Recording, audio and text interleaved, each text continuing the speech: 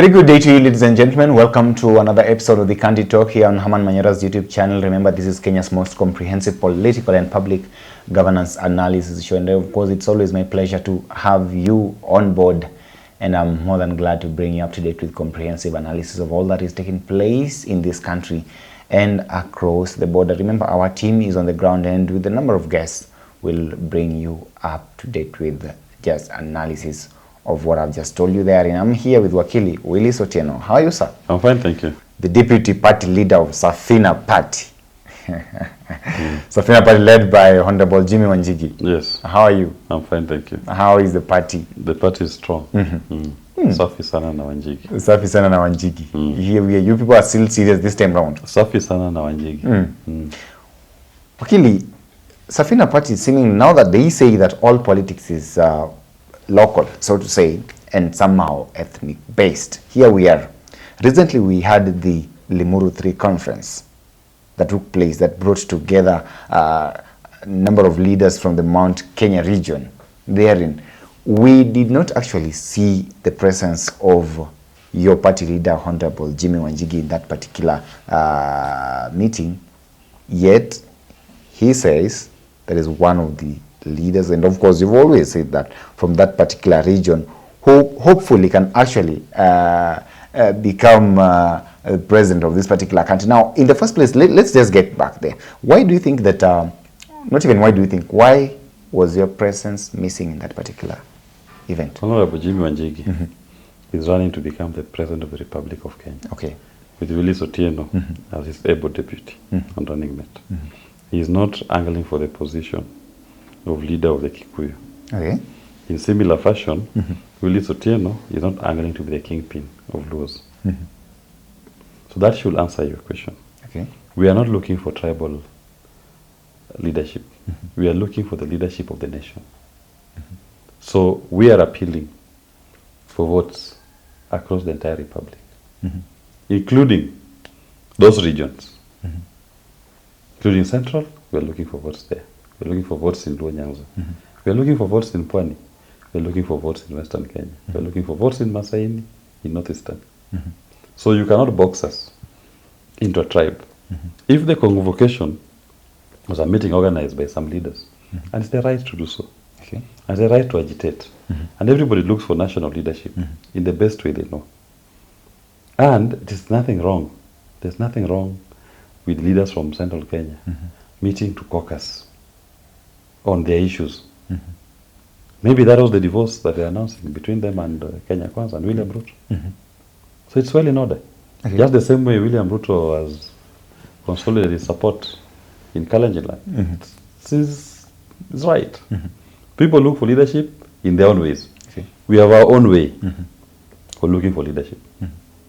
We'll bring together the whole country and also build our constituencies where we believe we have critical support when the time comes. That was not our meeting. It was somebody's meeting. So it was somebody's meeting. Yes. And of course, they said that this was a meeting that was actually bringing the mountain together.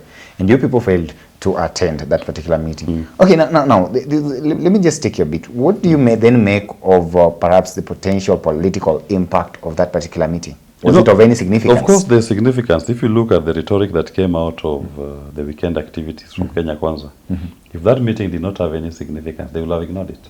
Okay. There have been meetings in Central Kenya every day.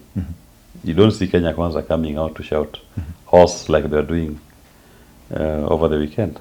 Because they're responding. And there's nothing wrong, as I said, with members of the Kikuyu community meeting to caucus and to chart a political path for themselves. That is part of how you get power. And all politics is local. So it's good for them to start the way they're doing. If they think that's a path that they can use to get back to power. And that meeting, in a way, in my view, it drew the line between William Ruto and the Kikuyu community. Because in the last election, he galvanized the bulk of his support. In fact, almost 57% of the votes he received came from the Mount Kenya region. And one of the speakers in that meeting actually raised it. That how can we be getting all this pain from this government, and yet 57% of the votes came from us. His region only gave him 2 million votes. We must determine what the policy of this administration are. And look at the Finance Act. What are they promising people? They're promising people more pain. If you take just an example, this thing they're trying to introduce called the motor vehicle circulation tax. In terms of tribal demographic, which tribes people have the most vehicles in this country? They are central people. That's a fact. Most vehicles are owned by people from Mount Kenya. When you start charging them motor vehicle circulation tax, what's the difference between you and the colonialist who was charging as a hard tax? Okay. And so you are there, Ruto, imposing your motor vehicle tax. You have there Ndindi Nyoro, budget committee, tabling it in parliament. You have there Kimani Chungwa, approving the motion.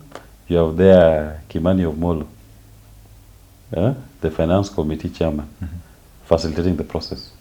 These are now the new Tugunias, who are chaperoning the colonialist to impose motor vehicle circulation tax, just like we had previously Tugunias, who were facilitating the Mzungu to collect the hat tax. These are now, the hat was an asset, the motor vehicle is an asset. So Same scenario. same thing. Same scenario. And Mount Kenya is right to convene a meeting of its own to say, these people who are claiming to be our leaders, are they representing our interests or the interest of the colonizer? Because it seems we have a new colonizer in town. These are new colonizer in town. And they have to say, the ones who are in parliament are Tugunias. They are betrayers. And this path, we are not going to follow it. What wrong did Mount Kenya people do to William Ruto that he must now come for their asset? Now I told you, this motor vehicle tax is a haircut. I remember we had this They are conversation. shaving off part of your asset. Why is it doing it to Mount Kenya people? What have they done to him? And so it is right for Mount Kenya people to take a pause and say, no, wait a minute. We didn't sign up for this. The people we sent to parliament with you have turned to be betrayers of the community. We are no longer seeing our interests taken care of in national conversation. If anything, the policies you are coming up with are causing us more pain. So it is right for Mount Kenya people, they are also Kenyans, to sit back and say no. And they can caucus in Limuru, they can do it in Sigona, they can do it in Sagana, they can do it in Nyeri, anywhere, even here in Nairobi. And as a community, say, these taxation measures, these policies of Ruto and Kenya Kwanza, we say no to them. And they chart a new political path. You're saying here Jimmy Wanjigi is a presidential candidate. And we expect him to be on the ballot come the year 2027. He shall. With you as the deputy, of course, as the running mate, so to say, deputy president, God willing. Here we are. Wakili, let's just face facts here and have a look at how things have been happening in this country.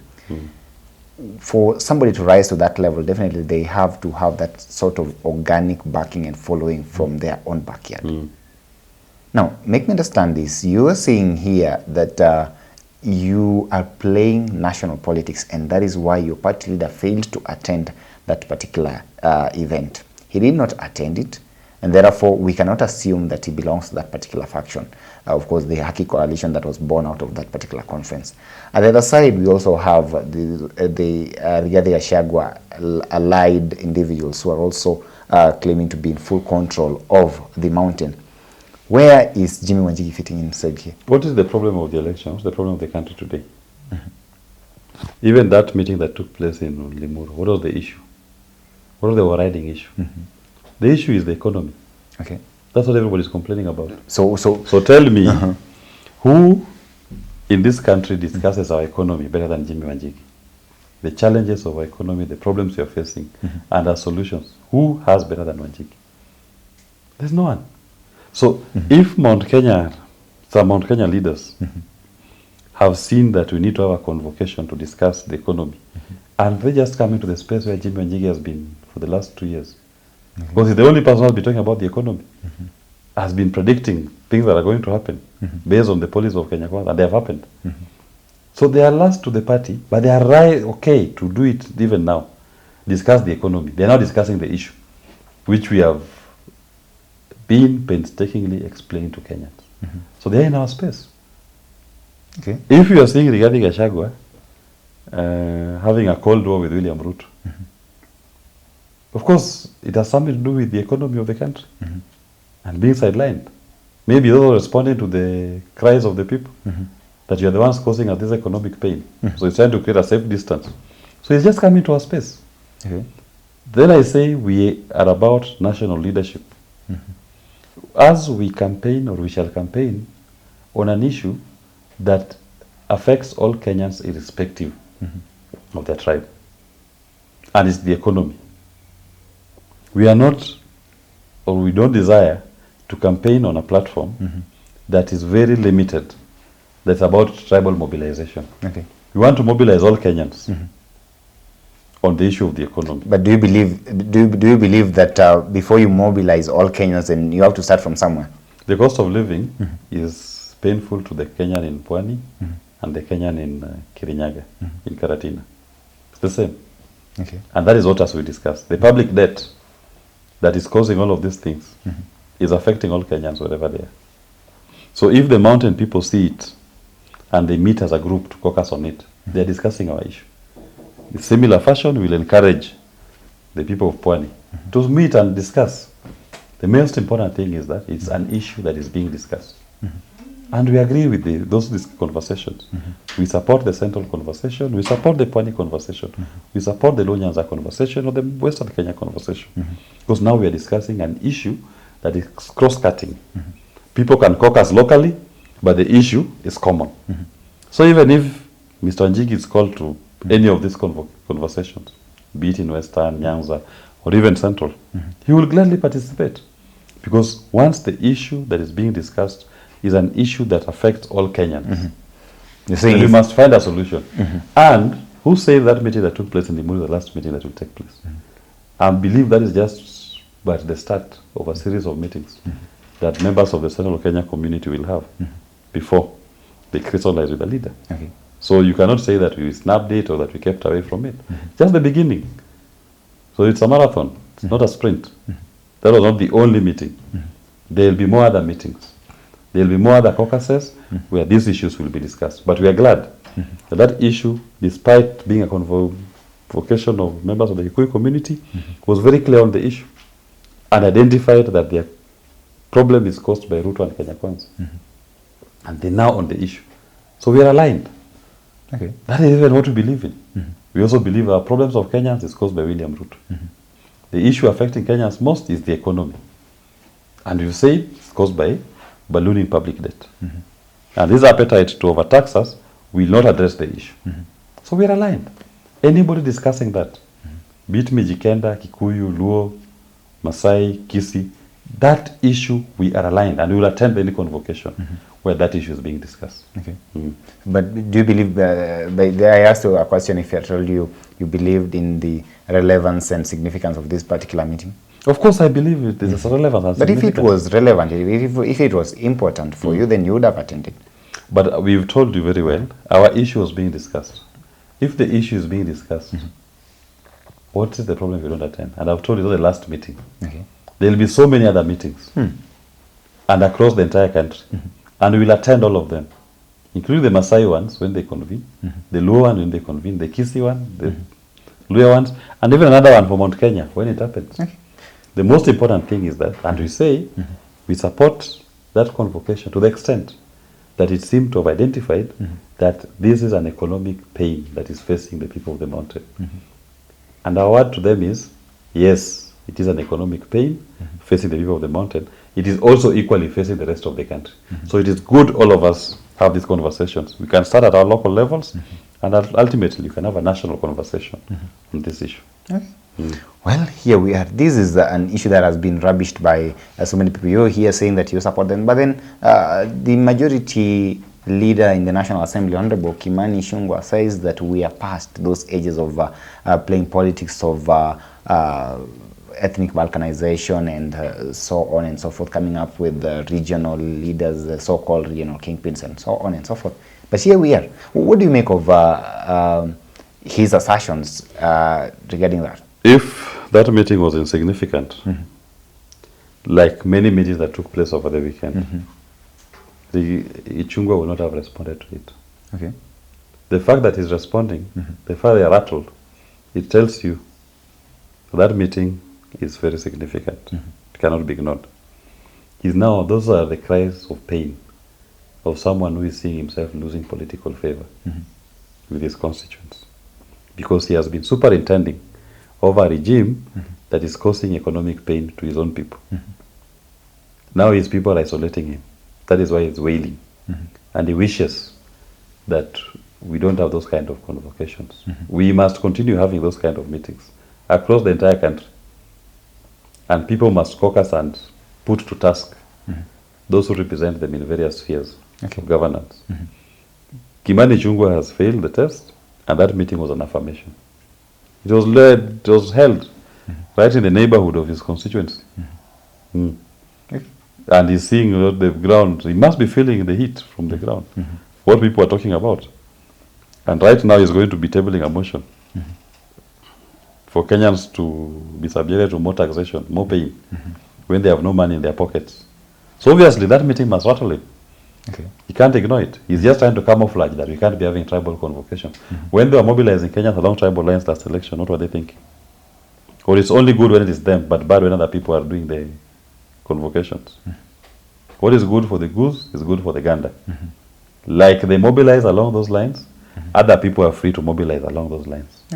We cannot decide for people how they should organize their political activities or mobilization. Focus on your own. Their identified and agreed mode of mobilization is to raid our pockets and steal our money and to haircut our assets. They've started the motor vehicle. Next will be land. Then they'll come to our bank accounts and M-Pesa statements. We are free, and anybody else is free, to mobilize a response in a way they know better. Be it Limuru 3, be it you are calling a meeting of Masai Ulaibonis to show the way forward. They are free to do it. And the conveners of Limuru 3 conference were well within their rights to convene as they did and to focus people on the pain that we are going through, that even the people of Central Kenya are going through. In fact, Central Kenya should be the one leading this onslaught because the people who are at the forefront to prepare this finance act that is causing us pain. Look at Treasury, is Ndungu from Central Kenya. Central Bank is Thuge from Central Kenya. Then you have, so they make the proposals to cause pain to their people. Then you have Kimani Ichung'wah, majority leader, approving the motion in the House Business Committee. Then you have Ndindi Nyoro to table the motion. Then you have the Finance Committee chairman, this Kimani of Molo, the bad dancer. Kimani Kuria, the bad dancer from Molo. There. Why are you calling him dancing? You saw that video of him dancing badly. They are seconding the motion. So, on the face of Kenyans, what we are seeing is people from Mount Kenya are the ones superintending over this economic pain. So, we may think that Mount Kenya is all agreeable to this pain. So, it is good for them to meet and say, no, we are not agreeable. Even as we reject that pain that people from our region are superintending over the whole nation. So they must show a divorce. They must show a separation between them and the leadership. That these are the individual acts. They don't have the blessings of the mountain. And the mountain must put them to where they belong. These ones are not us. What they're doing, what they represent, is not us. That is something else. Hiyo ni kitu ingine. And that is part of what Limuru 3 was doing. To show the pain that these Kikuyu Tugunias are advocating and pushing for in Kenya does not have the full support of the entire mountain. Hence, you see Kimani Ichung'wah respond the way he responded. He's feeling the pain and the isolation from his own people who don't agree to this economic pain of Ruto and Kenya Kwanza. Well, let's wait and see what happens there. And all the best to our Wakili as you prepare for 2027. You and Honorable Jimmy Wanjigi, of course, who is the leader of Safina Party. Thank you very much. We wish you all the best. Ladies and gentlemen, this has been a conversation on what has been taking place in the country with regards to the Limuru 3 and, of course, the conspicuous absence of Safina Party leader, Honorable Jimmy Wanjigi there. And you can weigh in on this conversation and tell us what you think about it. Otherwise, allow me to stop this conversation at this particular moment. Stay tuned to some of our programs that will be coming up next. Here we have this conversation. Have yourself a very lovely day. My name is Evans. Okay.